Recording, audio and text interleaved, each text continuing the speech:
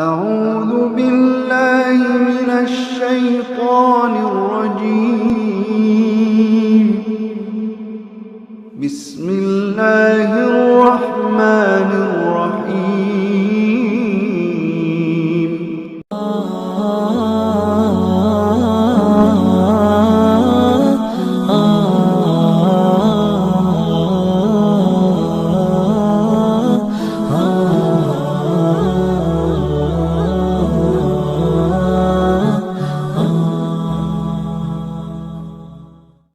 Assalamualaikum warahmatullahi wabarakatuh.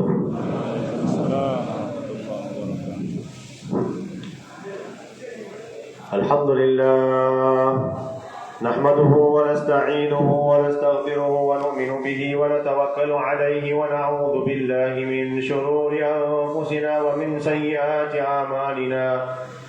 Man yahdihillahu fala mudilla lahu wa man yudlilhu fala hadiya lahu.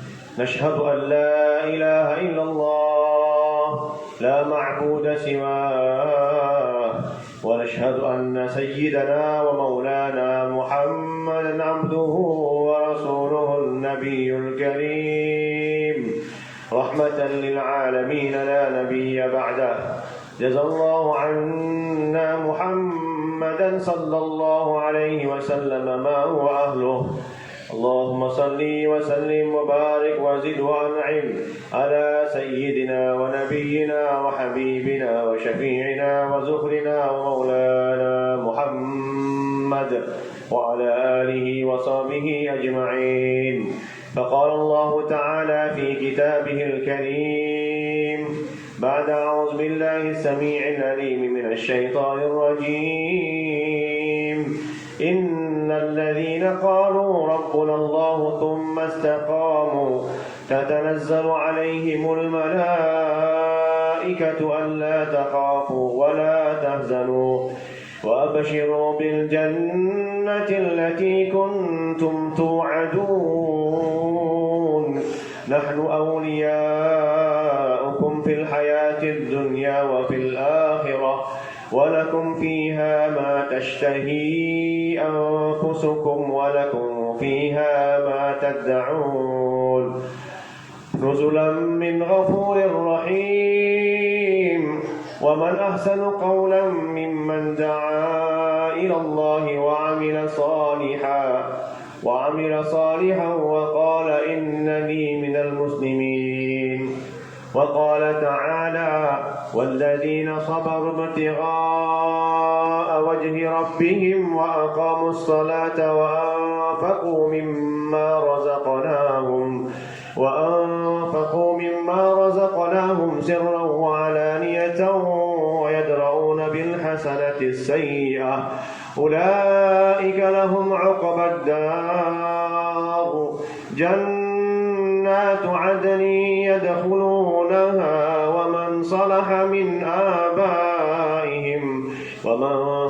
من آبائهم وأزواجهم وذرياتهم والملائكة يدخلون عليهم من كل باب سلام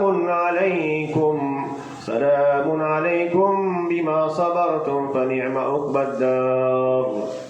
وقال النبي صلى الله عليه وآله وسلم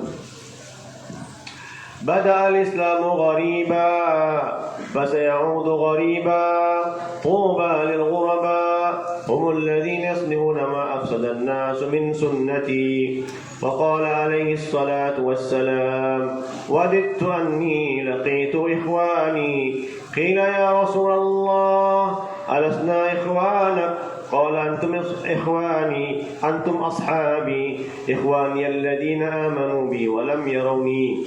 وقال عليه الصلاة والسلام طوبى لمن رآني وآمن بي ثم طوبى ثم طوبى ثم طوبى ثم طوبى 7 مرار لمن لم يروني وآمنوا بي أو كما قال عليه الصلاة والسلام. Hadirin yang dirahmati Allah Subhanahu wa taala. Allah Subhanahu wa taala utus para nabi alaihi wassalatu wassalam untuk memberi jalan petunjuk kepada manusia agar sampai kepada Allah Subhanahu wa taala. semua nabi didatangkan Allah Subhanahu wa taala untuk memperkenalkan manusia kepada Allah Subhanahu wa taala. Untuk menjadikan manusia hanya kenal tidak lain dan tidak bukan hanya kepada Allah Subhanahu wa taala. Sehingga tidak ada nabi yang Allah Subhanahu wa taala utuskan kecuali kalimatnya sama. Ya qaumi ibudullaha ma lakum min ilahin ghairuh. Wahai kaumku, sembahlah oleh kamu akan Allah Ta'ala. Sesungguhnya tiada yang berhak untuk diibadati kecuali Allah Subhanahu wa ta'ala. Nabi Nuh alaihi salatu wassalam datang dengan kalimat ini. Kemudian nabi-nabi setelahnya pun datang dengan kalimat yang sama. Dan hadirin yang dirahmati Allah Subhanahu wa ta'ala, kalimat yang sama disampaikan oleh para nabi alaihi salatu wassalam hanya sampai kepada baginda Isa.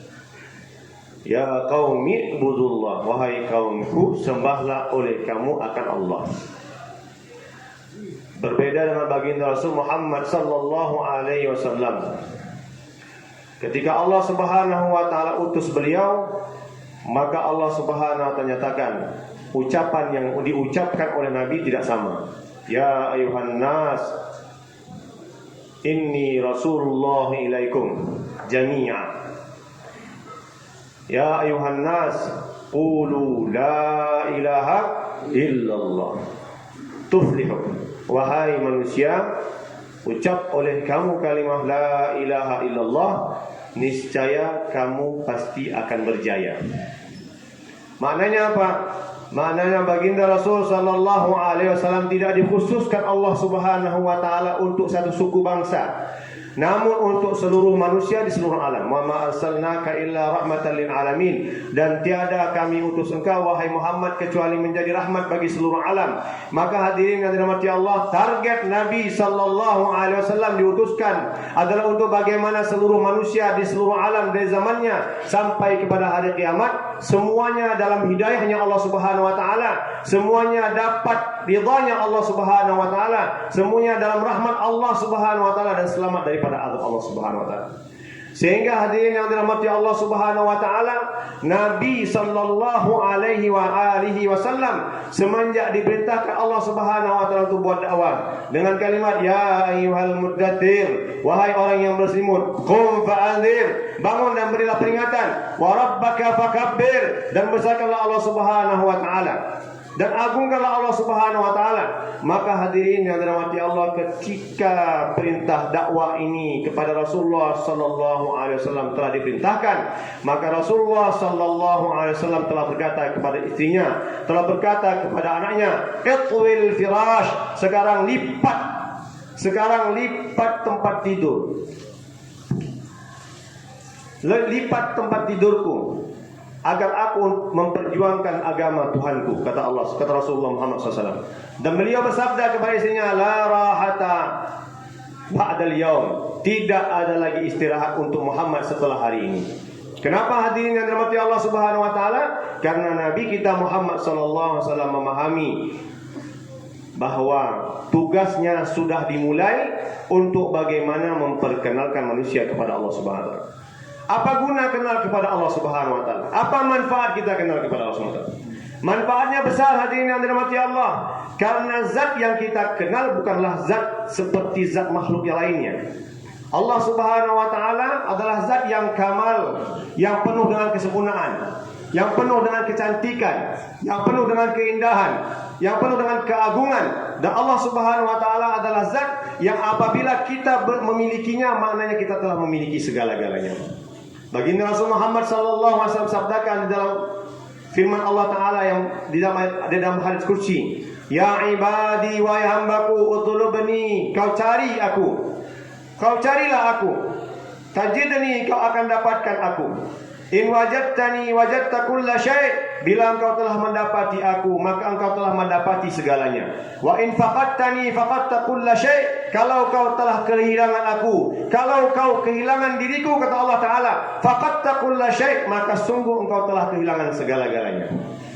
Hadirin dirahmati Allah, Ketika kita dapatkan Allah Subhanahu wa taala, ketika hati kita penuh dengan kebesaran Allah Subhanahu wa taala, ketika hati kita terpaut dan cinta serta terkesan kepada Allah Subhanahu wa taala, maka hadirin yang dirahmati Allah, sebenarnya kita telah memiliki apa saja yang ada di antara dunia dua alam, langit dan bumi, di dalam kekuasaan kita. Karena kita memiliki pemilik langit dan bumi. Siapa itu? Allah Ta'ala. Awal laisa qablahu syai', zat yang awal tidak ada yang mendahului Allah Subhanahu wa taala. Akhir laisa ba'dahu syai', akhir tidak ada yang mengakhiri Allah Subhanahu wa taala. Zahir fawqa kulli syai', Allah Subhanahu wa taala lebih nyata dibandingkan dengan segala yang nyata. Batin fawq duna kulli syai', dan Allah Subhanahu wa taala lebih tersembunyi dibandingkan dengan daripada segala yang tersembunyi. Allah Subhanahu wa taala sebelum adanya alam ini, Allah Subhanahu wa taala telah ada. Allah ciptakan arasy. Inna awwala khalqillahil qalam. Makhluk yang pertama sekali yang Allah Subhanahu wa taala adalah al-qalam. Apa Pak? Al-qalam, pena. Untuk apa qalam diciptakan Allah Subhanahu wa taala? Liyaktuba maqadiral khalaiq. Allah Subhanahu wa taala ciptakan pena untuk menulis takdir bagi setiap makhluk. Tsummal arsy, tsummal kursi, tsummas samawat, tsummal aradin. Setelah Allah Subhanahu wa taala ciptakan pena, Allah ciptakan arasy, Allah ciptakan kursi, Allah ciptakan 7 petala langit, Allah ciptakan 7 petala bumi. Semuanya hadirin yang dirahmati Allah Subhanahu wa taala diciptakan Allah Subhanahu wa taala, dan takdirnya telah Allah tulis dengan kalamnya Allah taala. Jadi hadirin mulia, namanya makhluk bersandar kepada Allah, namun Allah Subhanahu wa taala tidak bersandar kepada makhluk yang Ia ciptakan. Tidak bersandar kepada makhluk yang Ia ciptakan. Hadirin sedang jamaah yang dirahmati Allah Subhanahu wa taala. Dan ketika segala makhluk, seluruh makhluk Allah Subhanahu wa taala tiadakan, maka hadirin Allah tetap ada. Allah Subhanahu wa taala tetap akan ada. Kullu man 'alaiha fan wa yabqa wajhu rabbika dzul jalali wal ikram. Segala sesuatu yang ada di atasnya pasti dihancurkan, difanakan, dihabiskan oleh Allah Ta'ala. Wa yabqa wajhu rabbika dzul jalali wal ikram. Yang tinggal hanya zat Allah Subhanahu wa taala yang memiliki keagungan serta kemuliaan. Hadirin sedang jemaah yang dirahmati Allah Subhanahu wa taala. Proses penghancuran alam Allah jelaskan, idza syamsu kuwirat, bila matahari dibelah, bila matahari dipecah oleh Allah Ta'ala. Idza sama'u fatarat, bila langit telah dibelah oleh Allah Ta'ala, bumi dihancurkan oleh Allah Subhanahu wa taala. Al-qari'atu mal qari'ah wa ma adraka mal qari'ah yauma yakunun nasu kal farashil mabthuth. Manusia akan terbang seperti mana belalang yang dihembus oleh angin. Wa takunul jibalu kal 'ihnil manfush, dan gunung-gunung akan berterbangan dihembus seperti kapas yang dihembus oleh angin. Gunung. Sehingga begitu dahsyatnya gempa pada hari kiamat, proses kehancuran dunia ini hadirin mulia, Allah Subhanahu wa taala firmankan, ya ayyuhan nas ittaqu rabbakum. Wahai manusia, takutlah kamu sekalian kepada Tuhan kamu sekalian. Inna zalzalatas sa'ati syai'un 'azim. Sesungguhnya gempa yang akan terjadi di hari kiamat adalah sangat dahsyat sekali. Yauma tarawunaha tadhhalu kullu murdi'atin 'amma arda'at wa tad'u kullu dhati hamlin hamlaha wa taran nasa sukara wa ma hum bisukara walakinna 'adzaballahi syadid. Hari itu kamu akan lihat, kata Allah, setiap wanita yang dalam keadaan memegang susuan, menyusui anaknya. Biasanya dekapan yang paling kuat itu adalah dekapan seorang ibu ketika menyusui anaknya.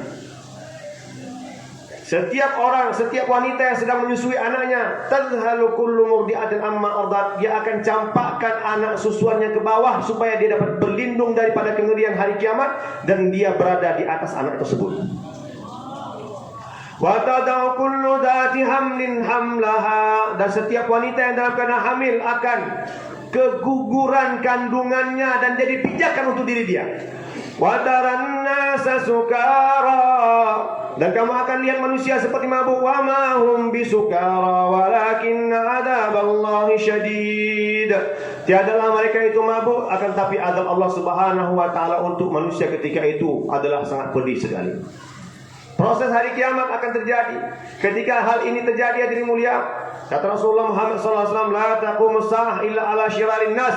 Tidak akan terjadi hari kiamat kecuali atas orang yang paling buruk di antara seluruh manusia. Siapakah itu? Inna syarrad dawabi 'indallahi alladziina kafaru wa hum la yu'minun. Sesungguhnya seburuk-buruk yang melata di atas permukaan bumi ini adalah orang-orang yang kafir kepada Allah Subhanahu wa taala, yang tidak beriman kepada Allah Subhanahu wa taala. Kiamat hanya untuk mereka. Maknanya apa? Sebelum kiamat terjadi, orang beriman sudah mati duluan. Baru kiamat itu diberlakukan untuk orang-orang kafir. Ketika habislah hancur alam ini, maka yang ditinggal oleh Allah Subhanahu wa taala hanya beberapa orang malaikat saja. 8 orang hamalatul arsh, Jibril, Mikail, Israfil dan Israil. Maka Allah perintahkan kepada Israel, cabut nyawa hamalatul arsh, pemikul arasnya Allah Subhanahu wa taala. Pemikul arasnya Allah Subhanahu wa taala. Maka pemikul arash Allah Subhanahu wa taala pun telah tercabut nyawanya. Tinggal 4 orang malaikat. Allah berfirman, ya Israel, man baqiya fil qaum. Sekarang tinggal siapa di alam ini? Maka Israel kata, ana Jibril wa Mikail wa Israfil wa anta rabbul alamin. Tiada yang tertinggal di alam ini wahai Allah kecuali aku, Jibril, Mikail dan Israfil. Kata Allah, cabut nyawa 3 malaikat tadi. Cabut nyawa 3 malaikat tadi. Faqabada arwahahum, maka malaikat di Israel pun telah mencabut nyawa 3 malaikat tadi. Tinggal dirinya dan Allah Ta'ala.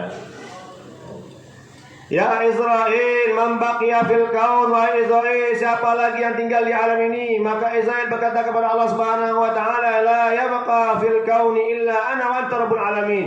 Wahai Allah, tidak ada yang tinggal di alam ini kecuali aku dan engkau penguasa alam. Kata Allah, aqbid ruhak, sekarang kau cabut nyawamu. Israel, hadirin yang dirahmati Allah, adalah malaikat yang Allah perintahkan untuk cabut nyawa. Maknanya apa? Ketika dia mencabut nyawanya, dia akan pilih cara termudah, cara teringat untuk mencabut nyawanya. Padahal kata Rasulullah Muhammad SAW, kepedihan sakaratul maut itu luar biasa. Inna fil mauti la sakarat. Sesungguhnya pada kematian itu ada kepedihan. Nabi ajarkan kita doa. Apa doanya? Allahumma hawwin alaina fi sakaratil maut. Ya Allah Subhanahu wa taala, ya Allah, ringankanlah bagiku untuk menghadapi sakaratul maut. Nabi pun doa dengan doa yang sama seumur hidupnya. Karena Nabi memberitakan bahwa sesungguhnya seringan-ringan sakaratul maut untuk orang yang beriman sama seperti, rasanya sama seperti 1 ekor kambing yang dikuliti hidup-hidup. Masya Allah. Hadirin yang dirahmati Allah Subhanahu wa taala, baginda Rasul sallallahu alaihi wasallam berdoa apa? Ya Allah, mudahkanlah sakaratul maut untukku. Namun ketika baginda Rasul sallallahu alaihi wasallam menghadapi sakaratul maut, Nabi kita Muhammad dalam Syama'il Kubra disebutkan, baginda Rasul sallallahu alaihi wasallam doanya sebelum wafat, sebelum menghadapi sakaratul maut, biasanya, ya Allah, mudahkanlah sakaratul maut untukku. Namun hadirin yang dirahmati Allah, ketika mula Rasulullah sallallahu alaihi wasallam merasakan sakaratul maut itu berada di kakinya, maka Nabi rubah doanya. Allahumma thaqil alayya wa hawwin ala ummati. Ya Allah, beratkan sakaratul maut ini untukku dan ringankanlah untuk umatku. Nabi mabuk cinta sama umat, tapi umat mabuk cinta sama dunia. Hadirin yang mulia, maka ketika si Israel diperintahkan Allah Subhanahu wa taala untuk mencabut nyawanya, maka dia pun telah mencabut nyawanya. Faqabada ruhah. Bagaimana rasanya? La saha sayhatan law sami'a sayhatahu kullul hayy lama kulluhum. Dia akan menjerit kesakitan, hadirin mulia. Sekiranya jeritan Israel itu didengar oleh setiap makhluk yang hidup, maka setiap makhluk yang hidup akan mati karena jeritan daripada malaikat Israel yang memekik karena kesakitan ketika mencabut nyawanya sendiri. Macam mana mencabut nyawa kita? Hadirin mulia, maka tidak ada lagi yang tinggal di alam. Ainal muluk, mana raja-raja? Ainal jabbarun, mana penguasa-penguasa zalim? Ainal mutakabbirun, mana orang-orang yang sombong? Aina, di mana mereka? Limanil mulkul yawm. Kerajaan hari ini milik siapa? Kerajaan seluruh alam ini. Tidak ada jawaban, Allah jawab sendiri. Lillahil wahidil qahhar. Bagi Allah Ta'ala lah kerajaan dunia, kerajaan langit dan bumi, milik Allah Ta'ala yang Maha Esa lagi Maha Perkasa. Tidak ada yang tinggal di alam ini, hadirin mulia. Hanya Allah. Maka barang siapa yang mendapatkan Allah Subhanahu wa Ta'ala ada di dalam hatinya, maknanya dia telah mendapatkan segala-galanya. Dan inilah yang hari-hari diusahakan baginda Rasul Muhammad sallallahu alaihi wasallam hadir di hatinya para sahabat. Hayya nu'min billah sa'a. Abdullah ibn Rawaha, Abu Hurairah radhiyallahu anhu, Umar bin Khattab radhiyallahu anhu, Muaz bin Jabal radhiyallahu anhu adalah orang yang suka hari-hari cerita tentang Allah Ta'ala. Dia yang memberikan kemanfaatan, dia yang memberikan kemudaratan. An-Nafi' huwallah, yang memberikan manfaat Allah, yang memberikan mudarat Allah Ta'ala, yang memberikan kemuliaan Allah, yang memberikan kehinaan Allah, yang As-Sami', yang Maha mendengar Allah, Al-Basir huwallah, yang Maha melihat Allah, yang Maha mengetahui Allah, Al-Malik, Al-Quddus, yang Maha Suci Allah, As-Salam, memberikan keamanan, keselamatan Allah Ta'ala, Al-Mu'min, yang memberikan keamanan Allah Ta'ala, Al-Jabbar, yang Maha Perkasa, Al-Mutakabbir, yang Maha Sombong. Allah Subhanahu wa Ta'ala memiliki 99 nama. Walillahi tis'atu wa tis'ina isman. Allah Subhanahu wa Ta'ala punya 99 nama. Man ahsaha dakhala jannah. Begitu dahsyatnya nama tadi. Begitu dahsyatnya nama tadi, siapa yang menjadikan nama tadi mengesankan bagi kalbunya, siapa yang menjadikan 99 nama tadi berada di dalam hatinya, maka kata Allah Subhanahu wa Ta'ala, kata Rasulullah SAW, dakhala jannah, dia adalah penghuni surga Allah Subhanahu wa Ta'ala. Hadirin yang dirahmati Allah Subhanahu wa Ta'ala, maka para sahabat telah mengusahakan kalimat Allah ini atau nama Allah ini mengesankan bagi hati mereka. Ketika hadirin yang dirahmati Allah Subhanahu wa Ta'ala, mereka benar-benar terkesan kepada Allah Subhanahu wa Ta'ala, maka tidak ada yang membahagiakan mereka kecuali apa yang membahagiakan Allah Ta'ala. Kecuali apa yang membahagiakan Allah Subhanahu wa Ta'ala. Mereka akan cari apapun cara untuk bagaimana sampai kepada menjadikan Allah Subhanahu wa Ta'ala mencintai mereka, meridhai mereka. Dan di mana letak ridhonya Allah Ta'ala? Rasulullah Muhammad SAW sabdakan dalam hadis qudsi, ya ibadi, oh mere banda, oh wahai hambaku, kata Allah, ana urid wa anta turid, ek meri chahat, ek teri chahat, agar tumne kurban ki, usko jo teri chahat, us par jo meri chahat, मैं तुझे वो दूंगा जो तेरी चाहत, kata Allah. Wahai hambaku, kalau kau mau mengorbankan kehendakmu untuk memenuhi segala kehendakku, maka niscaya aku akan memenuhi apa yang menjadi kehendakmu. Apapun kehendak kita di alam ini akan Allah sempurnakan ketika kita jatuhkan kehendak kita untuk menuruti perintah Allah Subhanahu wa Ta'ala, menuruti kehendaknya Allah Subhanahu wa Ta'ala. Apa kehendak Allah pada kita? Hadirin yang mulia, Allah jelaskan di dalam Al-Quran bahwa kehendak Allah Subhanahu wa Ta'ala kepada kita hamba Allah Subhanahu wa Ta'ala. Allah firmankan dalam Al-Quran, qul in kuntum tuhibbunallaha fattabi'uni yuhibbukumullah wa yaghfir lakum dhunubakum wallahu ghafurur rahim. Katakanlah wahai Muhammad, jika kuntum adalah kalian itu tuhibbunallah, hendak mencintai Allah, fattabi'uni, maka ikutlah aku. Ikut siapa? Baginda Muhammad sallallahu alaihi wasallam. Ikut baginda Muhammad sallallahu alaihi wasallam. Apa kata Allah? Yuhibbukumullah, Allah akan angkat kamu jadi kekasih Allah. Orang yang hidupnya ikut sunnah baginda Nabi, mereka adalah kekasihnya Allah Subhanahu wa Ta'ala. Yang bilang bukan saya, yang bilang Allah sendiri. Ayatnya beda. Allah katakan in kuntum, jika kalian hendak mencintai Allah, Maknanya kan kalau kita sudah dapat ikut Rasulullah, harusnya kita sudahlah kamu mencintai Allah. Tapi ajib hadirin mulia, karena kekhususan baginda Rasulullah Muhammad SAW, siapa yang ittiba pada baginda Rasulullah SAW, maka hadirin yang dirahmati Allah, bila dia betul-betul ittiba pada Rasulullah Muhammad SAW, maka Allah Subhanahu wa Ta'ala akan menjadikan dia seperti mana Rasulullah kekasihnya. Betul-betul kekasih Allah. Apa gelar baginda Rasul? Habibullah. Habibullah. Dan umat Nabi Muhammad SAW yang dari hujung kepalanya sampai kakinya, dari luarnya sampai ke dalamnya, semuanya ikut baginda Rasulullah SAW, maka dia pun kekasihnya Allah Subhanahu wa Ta'ala. Kenapa baginda Rasul yang dijadikan ikutan? Karena hadirin yang dirahmati Allah, tidak ada makhluk yang paling sempurna, yang lebih sempurna dibandingkan dengan Rasulullah Muhammad SAW. Kalau orang tasawuf tidak mengatakan baginda itu makhluk pun salah, saking dahsyatnya. Kenapa? Sebab adanya kita adalah baginda Rasulullah.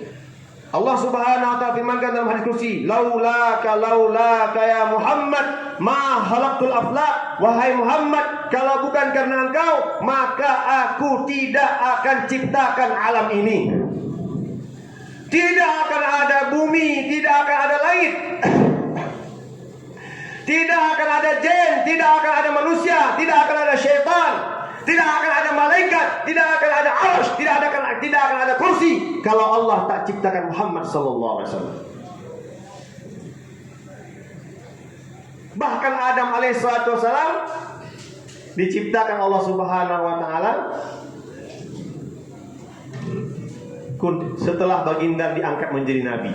Masya Allah. Diangkat menjadi apa? Diangkat jadi nabi.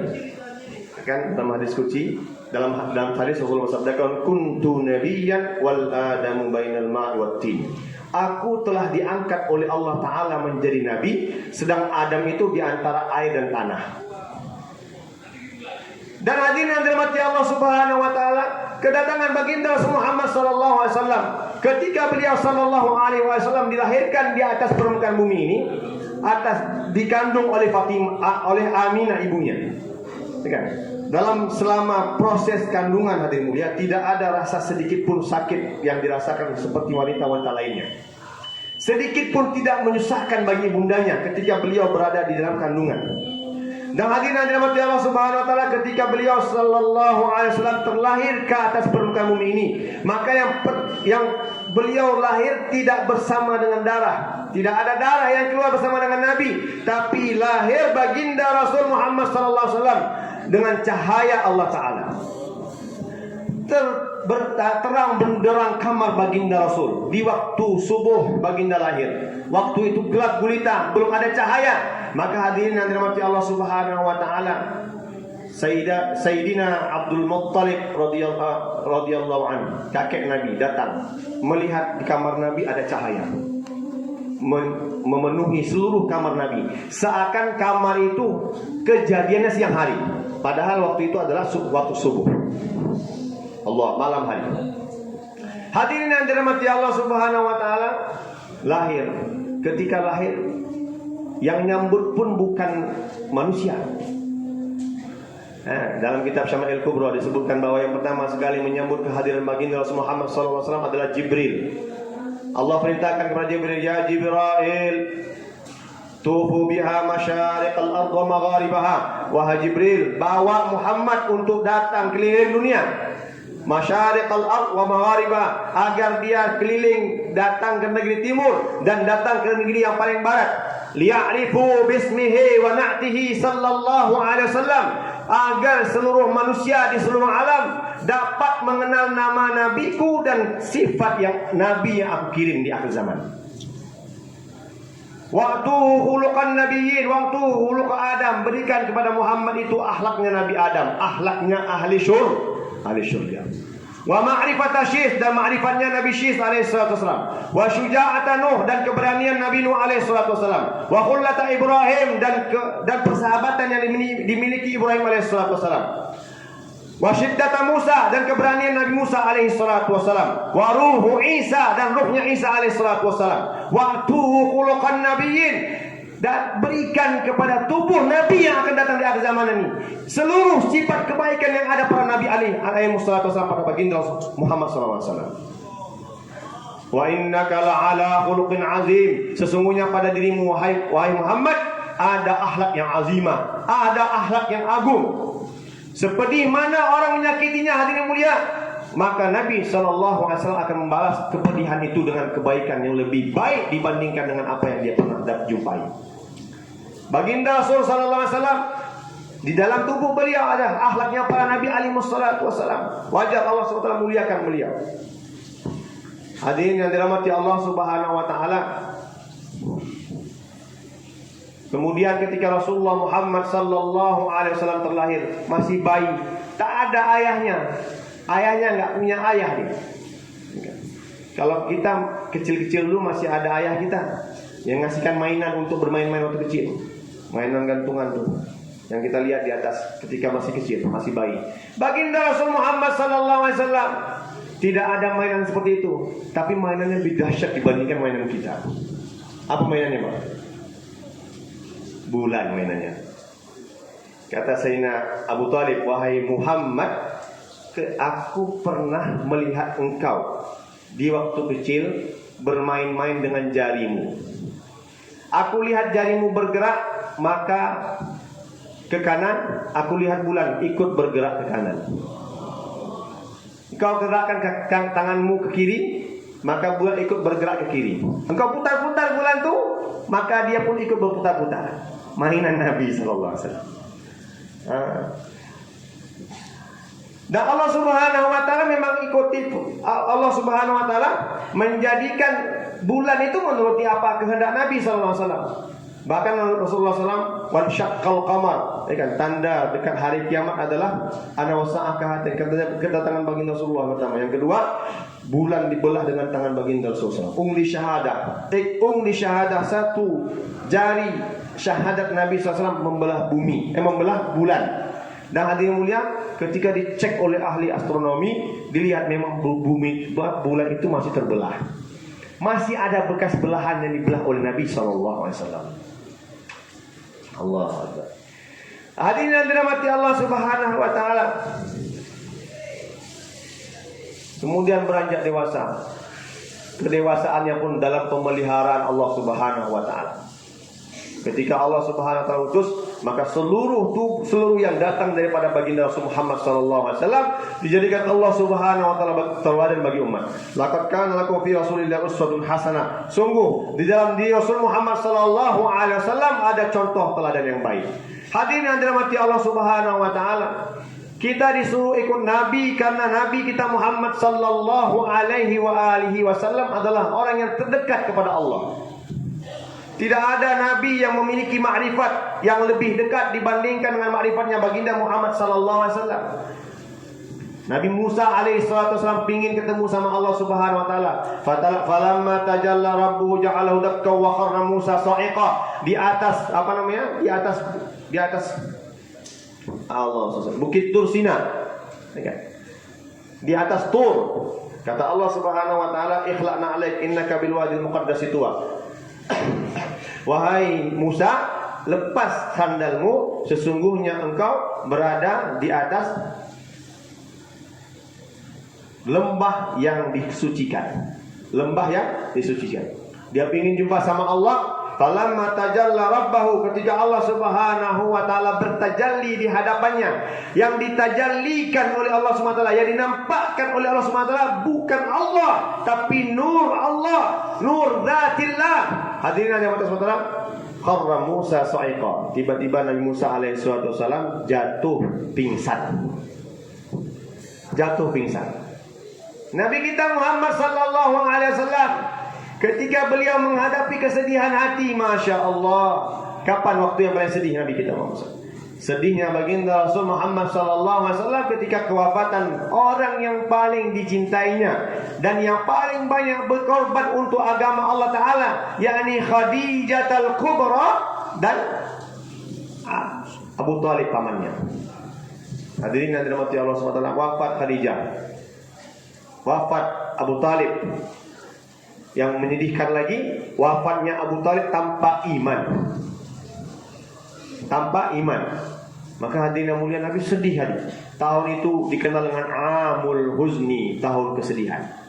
Di tahun kesedihan itu hadirin mulia, baginda Rasul Muhammad sallallahu alaihi wasallam diundang oleh Allah Subhanahu wa taala, digembirakan oleh Allah Subhanahu wa taala, dihibur oleh Allah Subhanahu wa taala. Asra bi 'abdihi lailan minal Masjidil Haram ila al Masjidil Aqsa.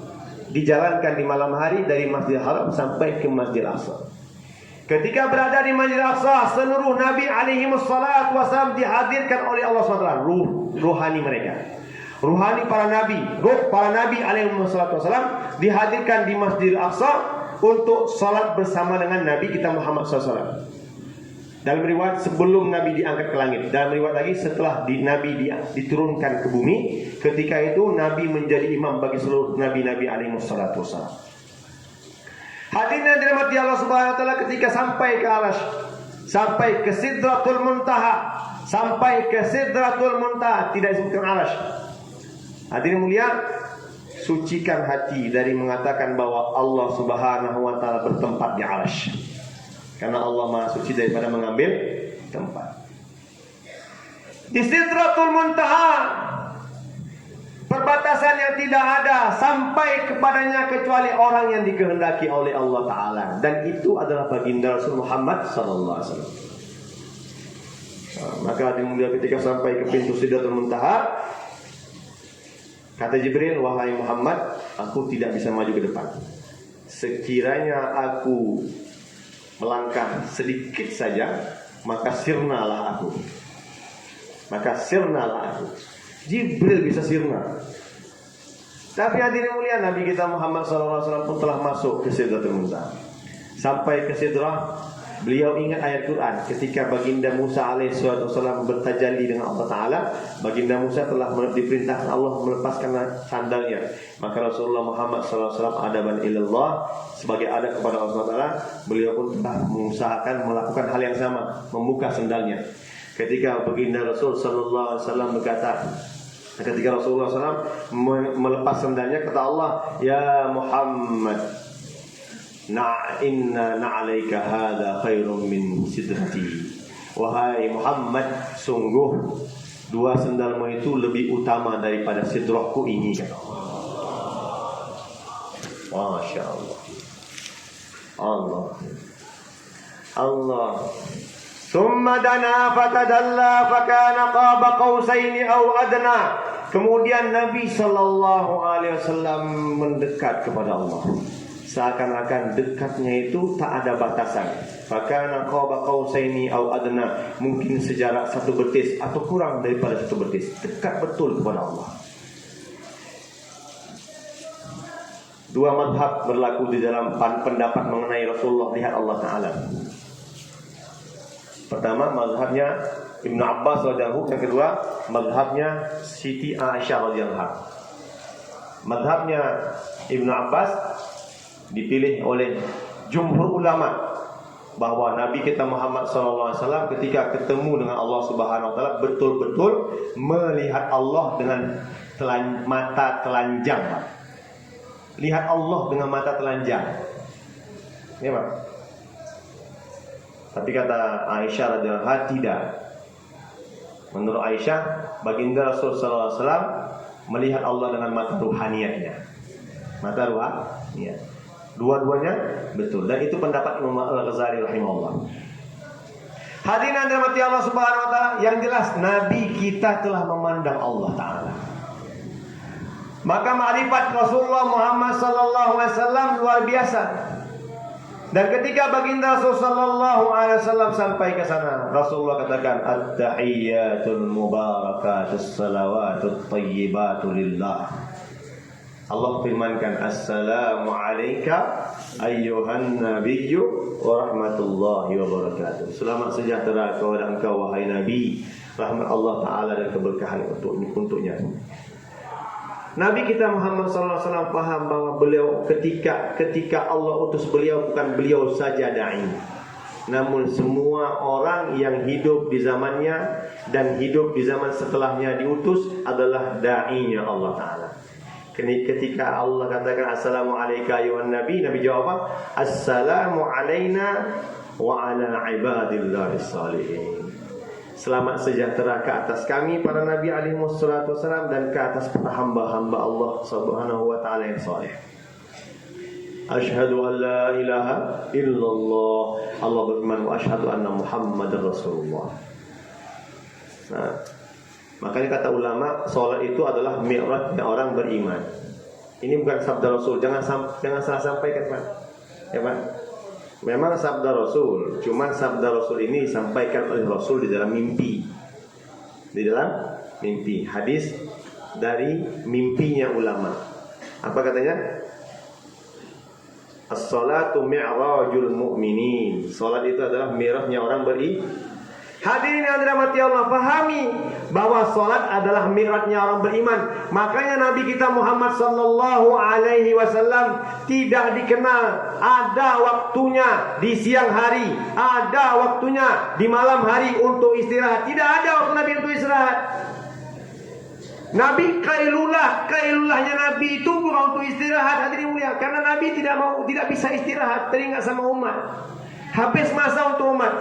Bahkan malam hari lam yahtalim qattu taha mutlaqan abada wa ma tadhaba aslan fi madaz zamani. Nabi tidak pernah mimpi malam basah, enggak pernah.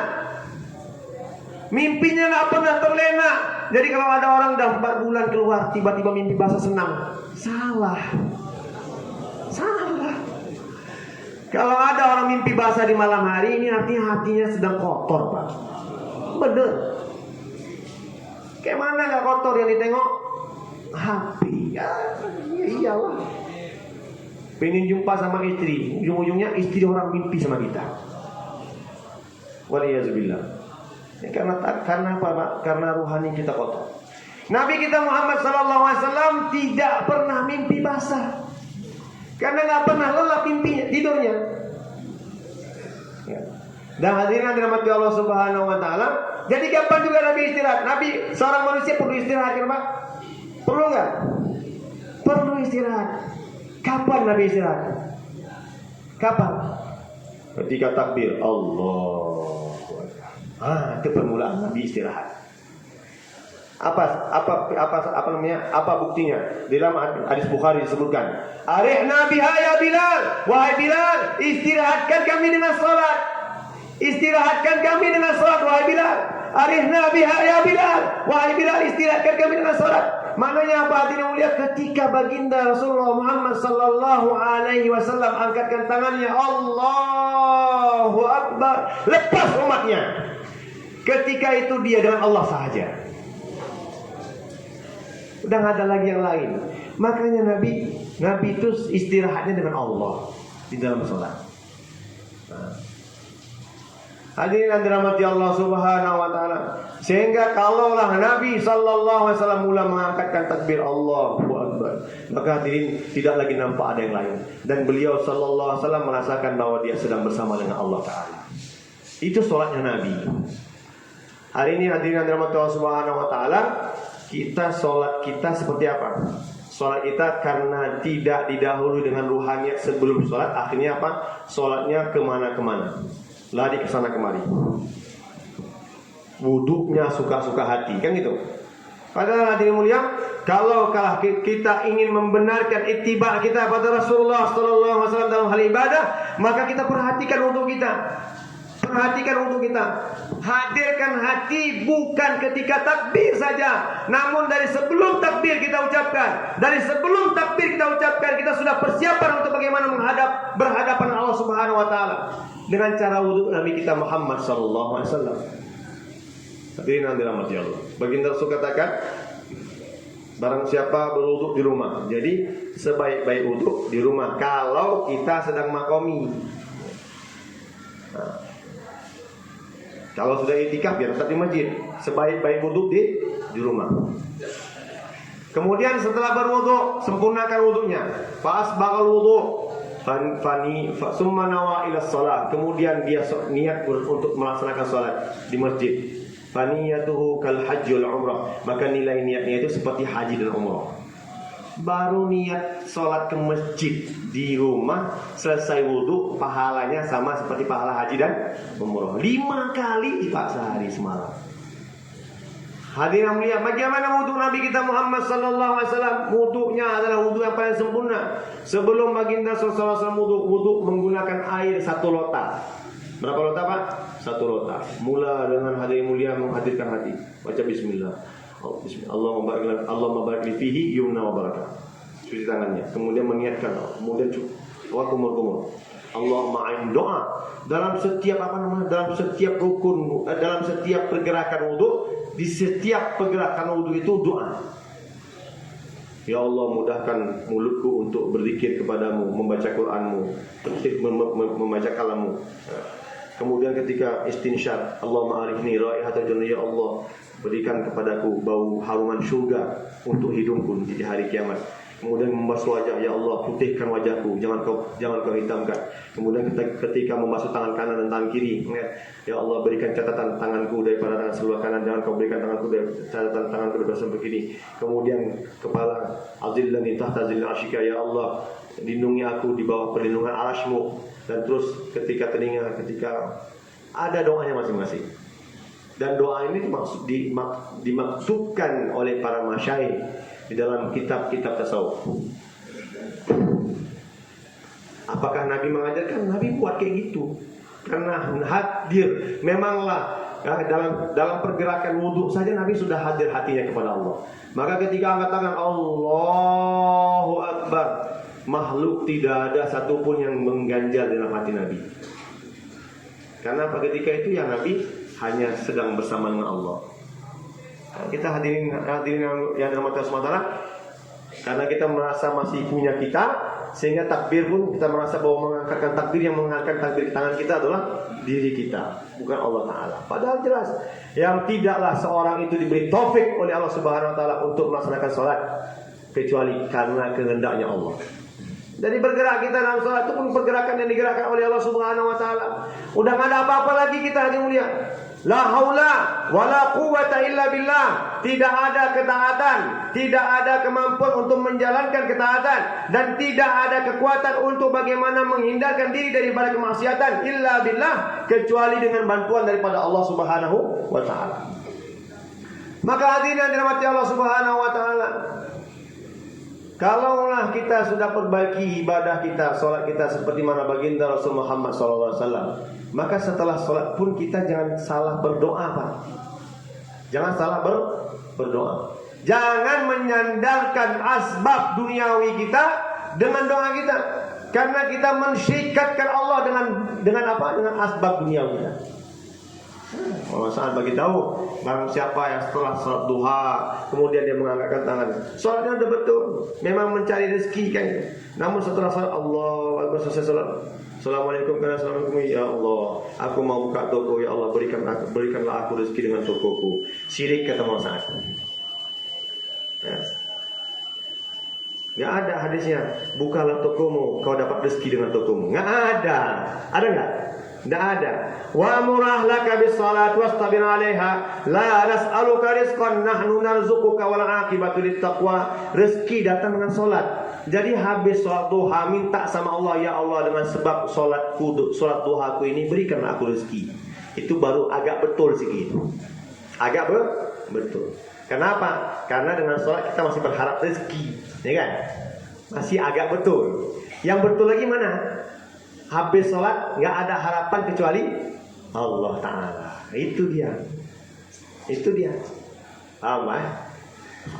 Hadirin yang dirahmati Allah Subhanahu Wa Ta'ala,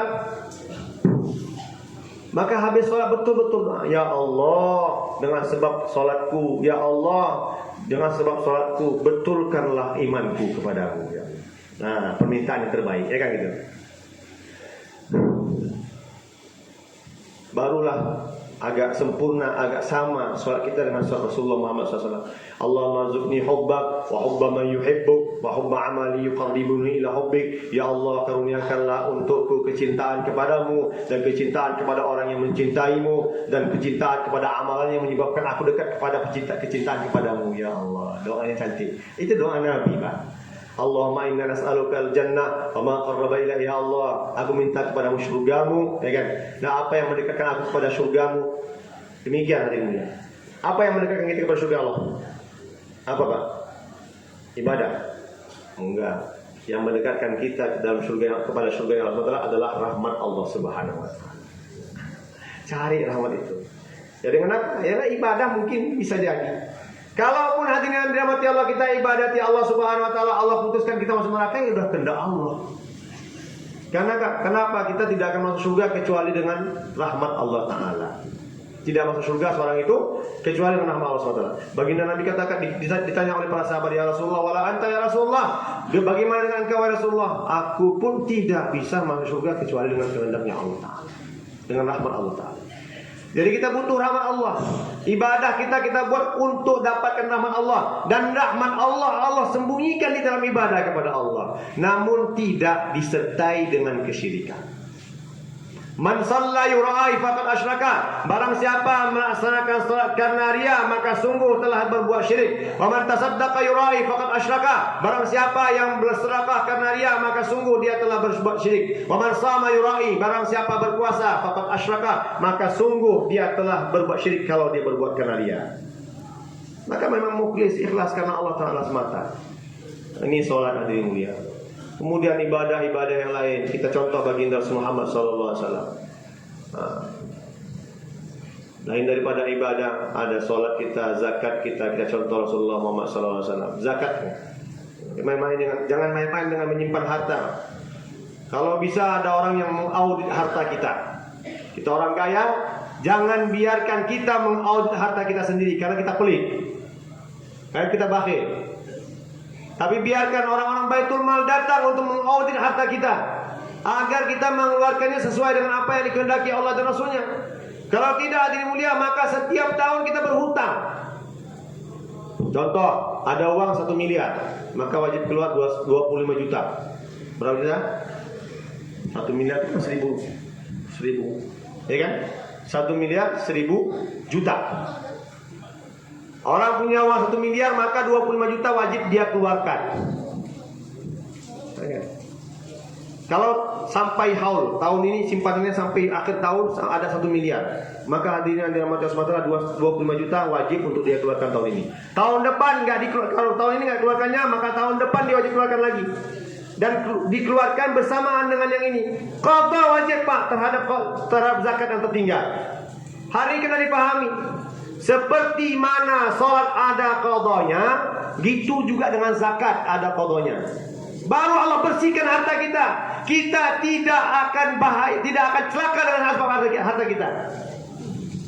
Walladzina yaknizuna adh-dhahaba wal fiddata wa la yunfiquna fi sabilillah fabashshirhum bi'adzabin alim. Orang yang menyimpan harta, kemudian dia tidak menzakatinya, tidak menginfakkan di jalan Subhanahu wa taala, fabashshirhum bi'adzabin alim. Sungguh dia telah menciptakan harta, kabarkan kepada dengan azab yang pedih. Yauma yuhma 'alaiha fi nari jahannam fatuqwa biha jibahuhum junubuhum, di mana dia akan dibenam dalam neraka, kemudian ditempelkan kepalanya menjadi gosokan dalam nerakanya Allah Subhanahu wa taala. Seluruh badannya akan digosok dengan gosokan api nerakanya Allah Subhanahu wa taala. Fatuqwa biha jibahuhum junubuhum, maka dengan sebab daripada seretan apa tadi? Gesekan daripada gosokan api, setrika api neraka, hancur, lambungnya hancur, wajahnya pun hancur, dihancurkan Allah Ta'ala. Ini sebab apa? Tidak mau bayar zakat. Kemudian hadirin yang dirahmati Allah Subhanahu wa taala, puasa di bulan Ramadan, haji ketika mampu, kan gitu. Ini hadirin kita contoh baginda Rasul. Bagaimana puasa Nabi, kita belajar kepada para ulama. Bagaimana hajinya Nabi kita Muhammad SAW, kita belajar kepada para ulama. Ini dalam bentuk ibadah. Kemudian dalam bentuk muamalah, muasyarah pun kita perbaiki. Kita contoh Nabi kita Muhammad SAW. Bagaimana baginda Rasul Muhammad SAW dalam muamalah, muasyarah. Seperti itu kita hidup dengan muamalah, muasyarah seperti itu. Jangan kita berhutang, kita melarikan diri dari hutang. Orang yang paling bahaya itu adalah mati dalam keadaan berhutang. Karena walaupun syahid di jalan Allah, tetap dituntut hutangnya. Saya pernah dapat hadis Nabi, kecuali matinya tenggelam. Ya kan? Orang yang meninggal dunia karena dalam keadaan berhutang, maka dituntut hutangnya kelak di hari kiamat. Kecuali mati dalam keadaan tenggelam. Tapi itu maksudnya tidak masyhur pendapat ulama. Namun hadirin mulia, kalau kita punya hutang, bayar Pak. Bayar. Gak mampu semuanya bilang aku mampu 1 juta dulu, besok 2 juta, besoknya lagi. Yang penting ujung hidup kita tidak terbelenggu dengan hutang. Namun hadirin yang dirahmati Allah Subhanahu wa taala, walaupun hadirin kita berhutang mesti bayar, tapi orang yang menghutangkan itu kalau dia memaafkan menggetarkan arasnya Allah Subhanahu wa taala. Nah, sebagian kita tuh berhutang karena keluarnya Subhanahu wa taala. Sunnah Pak. Berhutang karena keluarnya Subhanahu wa taala itu sunnah. Dibuat oleh para sahabat Nabi Muhammad sallallahu alaihi wasallam. Namun hadirin yang dirahmati Allah Subhanahu wa taala, ada amalan sunnah yang kalau diamalkan akan menyebabkan bergetar arasnya Allah Subhanahu wa taala. Apa itu? Ketika pulang dari perjuangan, langsung kita bilang, udahlah, enggak usah kau bayar lagi utangku. Udah kau halalkan untukmu. Masya Allah. Getar arasnya Allah Subhanahu wa taala sebab itu. Ada solusinya Pak.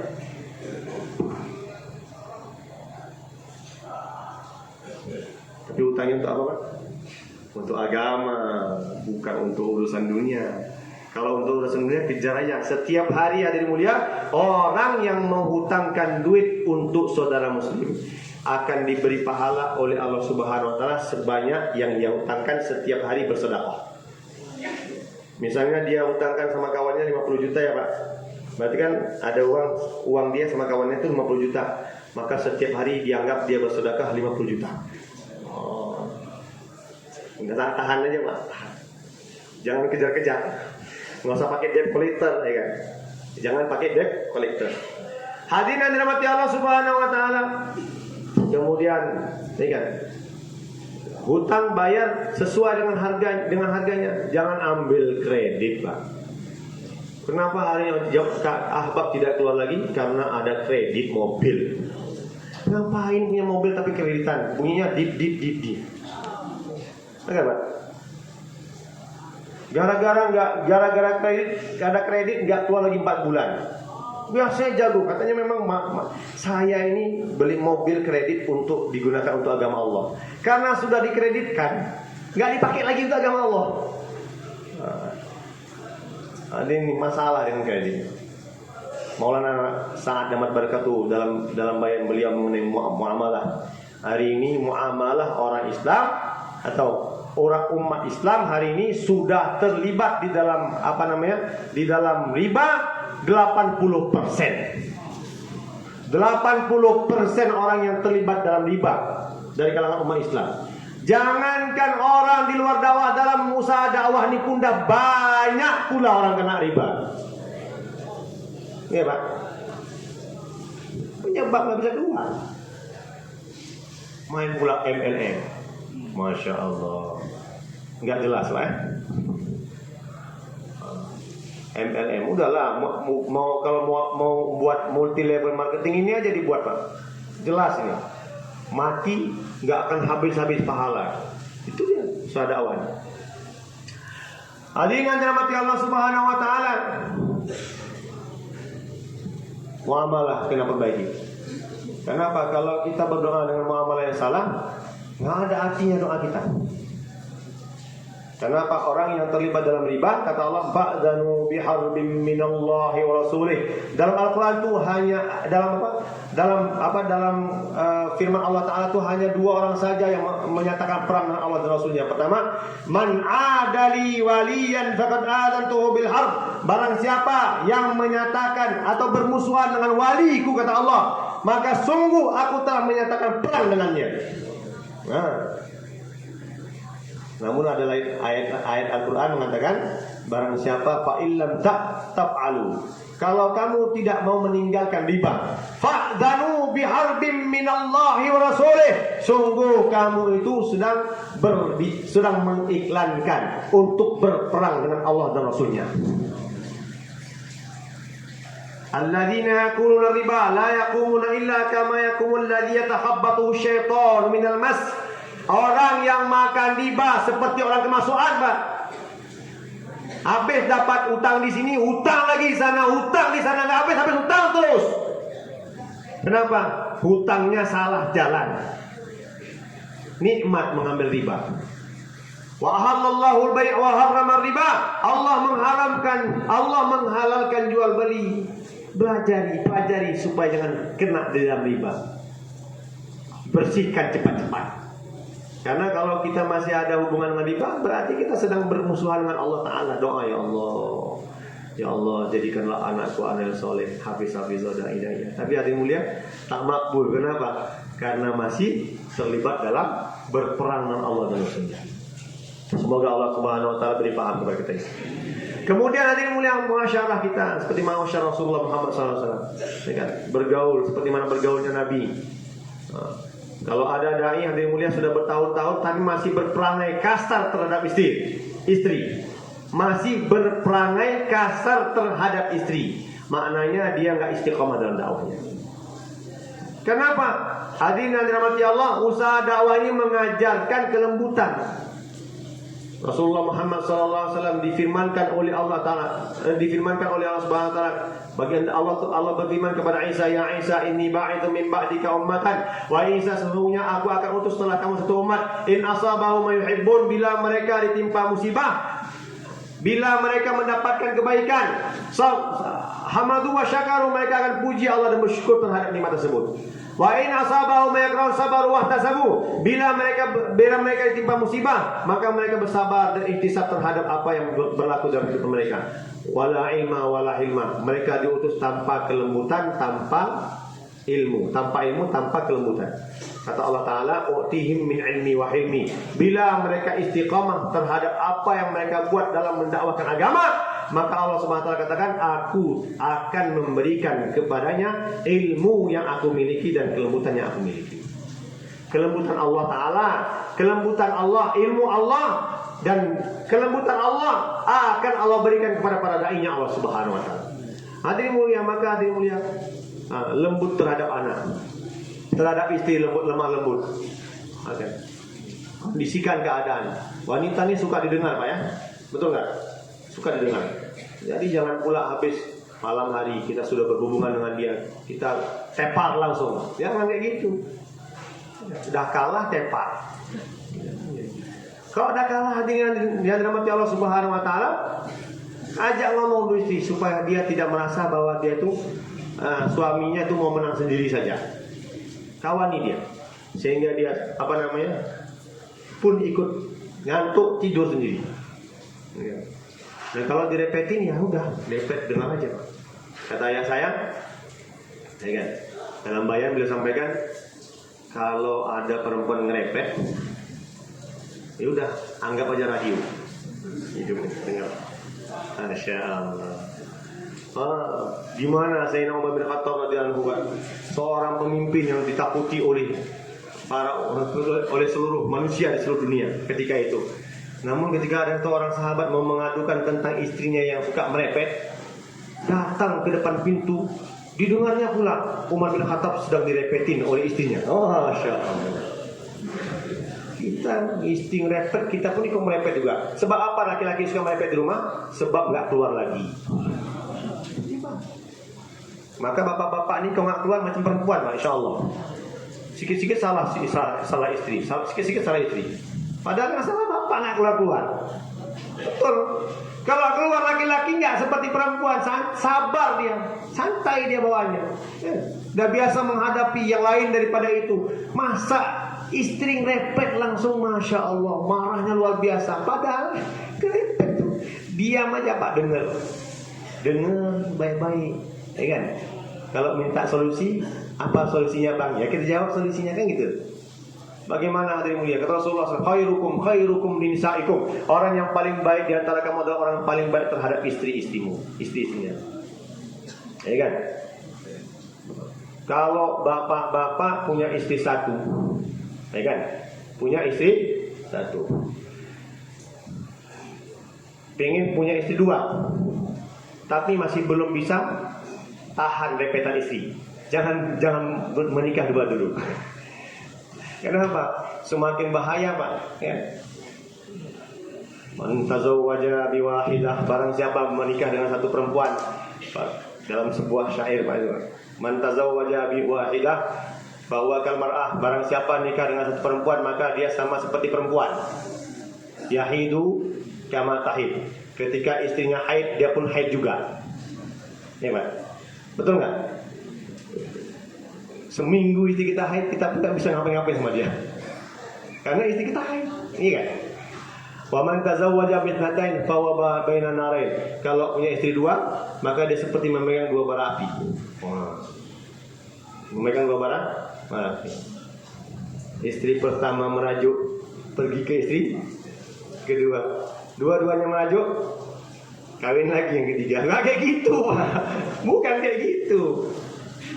Wa man tazawwaja bi thalatha, barang siapa menikah tiga, maka Masya Allah, maka dia seperti raja-raja. Siapa nikah empat, kata dalam syair itu, wa man tazawwaja bi arba'ah fa kullu lailatahu arush, maka setiap malamnya malam pengantin. Oh, berarti kita ditafsir untuk nikah lagi. Pak, macam kita nih, Pak, kalau masih belum bisa 6 bulan setiap tahun, jangan minta kawin lagi, Pak. Berarti pembohong itu. Niat insya Allah. Niat apa nih? Hadirin yang dirahmati Allah Subhanahu wa taala. Para sahabat Nabi sallallahu alaihi wasallam bermuamalah muasyarah yang baik terhadap istri mereka, sehingga tidak ada di antara istri mereka itu yang menghalangi mereka dalam perjuangan agamanya Allah Subhanahu wa taala, bahkan merelakan mereka ketika berjuang dengan Subhanahu wa taala. Hadirin yang dirahmati Allah, satu orang sahabat namanya Abu Khaisamah, Masya Allah, masyhur dalam kitab Hayatus Sahabat disebutkan. Istrinya dua, Pak. Masya Allah. Berapa istrinya? Bapak berapa istri, Pak? Satu, Ustaz. Alhamdulillah masih dikasih satu. Hadirin yang dirahmati Allah, ini istri dua. Sahabat tadi baru pulang 6 bulan dari perjuangan agama Allah Ta'ala. Masuk ke depan pintu, istri dah siap-siap, Pak. Dua-dua dah siap-siap. Nah, bukan satu orang. Kamar dua-dua dikasih AC. Kalau kita dikasih AC. Kalau di zaman Nabi SAW, ruangan sahabat itu kan terbuat dari dinding tanah, sehingga untuk mendinginkan ruangan tanah tadi dipercikkan dengan air. Dinding-dinding rumah mereka telah dipercikkan dengan air. Hadirin yang dirahmati Subhanahu wa taala, dan dibersihkan, diberi uang yang bakhur. Masya Allah, suasana menggoda. Dua-dua sudah bersiap-siap di depan rumah masing-masing untuk menyambut kedatangan suami mereka kedua-dua. Namun sahabat Nabi SAW Abu Khaisamah datang ke depan pintu. Yang pertama ditanyanya, wahai istriku, mana Rasulullah? Dia bilang, Rasulullah di Khaybar. Di Tabuk, di Khaybar. Rasulullah sedang berada di Khaybar. Kata Abu Khaisamah, alangkah zalim. Aku mau senang-senang dengan istriku di AC. Aku mau senang-senang dengan istri-istriku di AC, sedangkan Rasulullah SAW berpanas-panasan di Khaybar. Aku tidak rela. Wahai istriku, siapkan barang untukku berangkat lagi. Nggak selera sama istri, Pak. Dah 6 bulan nggak kena.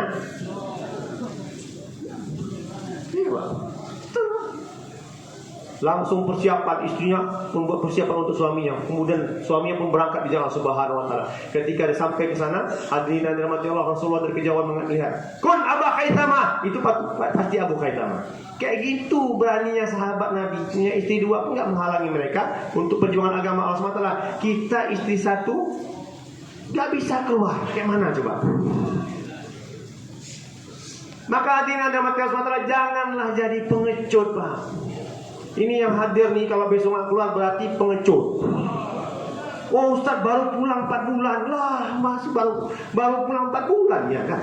Sahabat tadi 6 bulan. Ditazkir keluar semua. Masih pulang juga nih, Pak. Sakit lagi, Pak. Malam ini kan malam ini, Pak. Malam Jumat. Malam iktikaf, ya kan? Paling gara-gara bahasa dai kan. suka merubah-rubah dari itikaf jadi istrikaf. Lama-lama yang nggak pernah istrikaf, biasanya itikaf malam Jumat. Yang nggak pernah itikaf, biasanya itikaf. Gara-gara istrikaf. Akhirnya apa? Dai malam Jumat istrikaf dia. Nggak ada istrikaf. Ini mulia. Nggak ada dalilnya palsu. Kok sunatnya itu? Sunatnya malam Jumat itu itikaf di rumah Allah Subhanahu Wa Taala. Ngapain? Nangis di hadapan Allah Subhanahu Wa Taala agar Allah pilih saya besok keluar dari Allah Subhanahu Wa Taala. Kalau besok tak terpilih, berarti doa kita di rumah. Mikir di rumah saja. Hadirin yang dirahmati Allah Subhanahu Wa Taala, para sahabat memahami bahwa mereka telah perbaiki muasyarah mereka telah perbaiki akhlak mereka sehingga mereka menjadi bunga-bunga kemanapun mereka pergi. Hari ini kita masih alpa dalam hal itu. Jangankan risau untuk umat, risau untuk anak sendiri pun tak ada lagi. Risau untuk istri sendiri pun tak ada lagi. Risau untuk orang-orang yang ada di sekitar kampung kita pun tidak ada lagi. Sehingga hadirin mulia, udah kalau kalian mau masuk neraka, masuklah sana ke neraka. Ini bukan tanda, bukan ciri umat Nabi Muhammad SAW. Baginda Rasulullah Muhammad SAW bagaimana Rasulullah SAW mau wafat yang dia ingat siapa? Umatnya. Mau wafat yang dia ingat siapa? Umatnya. Ketika bangun, ana awwal man tanshaqqu bihil ardh, akulah orang yang pertama sekali dibelah bumi untukku. Dari kuburku Allah akan bangkitkan aku. Yang pertama kali Nabi tanya apa kepada Jibril? Ya Jibril, ayyu yaumin hadza? Hari ini hari apa? Kata Jibril, ya Rasulullah, hada yaumul qiyamah, hada yaumul hasyr. Ini hari kebangkitan. Kata Rasulullah, kaifa ummati? Bagaimana umatku? Bagaimana umatku? Hadirin yang dirahmati Allah Subhanahu Wa Taala, ketika seluruh manusia berada di mahsyar, ketika seluruh manusia berada di mahsyar, yang sedang kebingungan, lari sana kemari, tidak tahu arah jalan kemana. Kemudian mereka menjumpai Nabi Nuh alaihi salatu wasalam. Ya Nuh, isfa' lana, beri syafaat kepada kami. Kata Nuh alaihi salatu wasalam, aku tidak bisa beri syafaat untuk kalian. Adam pertama sekali minta syafaat kepada Adam. Adam bilang, aku tidak. Ana nafsi, aku sendiri. Aku memikirkan diriku sendiri karena aku bersalah kepada Allah Subhanahu Wa Taala sehingga Allah turunkan aku daripada langit ke bumi. Dari semenjak itu tidak pernah berani aku mengangkatkan kepalaku ke atas, apalagi sekarang kalian minta untuk kalian. Untukku saja aku belum tentu bisa. Datang kepada Nuh kata, aku nafsi, aku telah bersalah. Kenapa? Allah Subhanahu Wa Taala memerintahkan aku hanya untuk buat dakwah, tapi aku tak sabar. Sehingga aku berdoa, Rabbi la tadar 'alal kafirin Rabbi la tadar 'alal ardi minal kafirin dayyara. Ya Allah, jangan kau biarkan di atas permukaan bumi ini ada orang kafir seorang pun. Hancurkan semua orang kafir. Kata Nabi Nuh alaihissalam, enggak tahan lagi dengan kaumnya.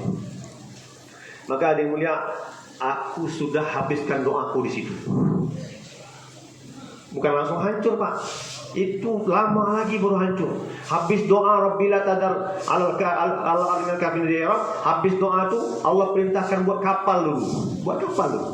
Berapa lama buat kapal? Kapalnya bukan kapal kecil-kecilan, bukan. Bukan kapal kaleng-kaleng, Pak. Kapal betul, ngangkut banyak orang, banyak binatang, berpasang-pasangan di dalam kapal tersebut. Berapa hari, berapa bulan, banyak waktu yang digunakan untuk dapatkan itu. Baru Allah Subhanahu Wa Taala kabulkan doanya.